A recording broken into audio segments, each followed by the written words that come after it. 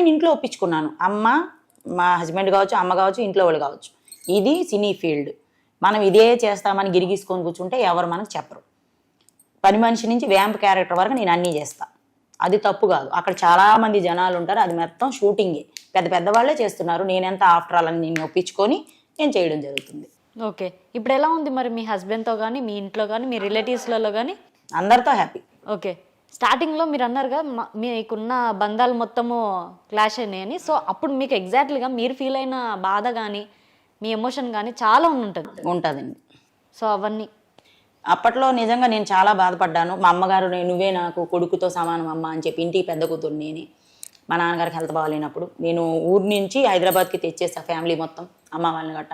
ఇక్కడ చాలా కష్టపడ్డాను, చాలా అవమానాలు ఎదుర్కొన్నాను.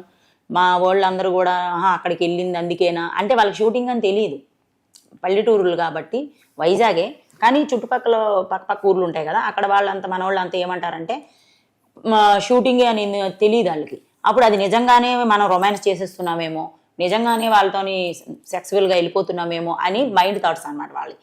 సో వాళ్ళకి అందరికీ ఒక్కొక్కరికి చెప్పలేను నేను. అందువల్ల నేనేంటంటే అప్పట్లో ఇంతగానో మనకి సోషల్ మీడియా కూడా లేదండి, 2016 గట్టా. ఇప్పుడు యూట్యూబ్ కూడా అంతగా అప్పట్లో లేదండి, రన్నింగ్. ఇప్పుడే ఎంత ముందుకెళ్తుంది. అప్పట్లో only short films, songs, news అవే ఉండేవి. ఇప్పుడు అన్నీ వెళ్తున్నాయి కంటెంట్స్. అప్పట్లో అవి లేవు కాబట్టి వాళ్ళకి రాంగ్గా అనిపించి నన్ను ఫంక్షన్స్ కానీ దేనికి కానీ పిలవడం కూడా మానేశారు.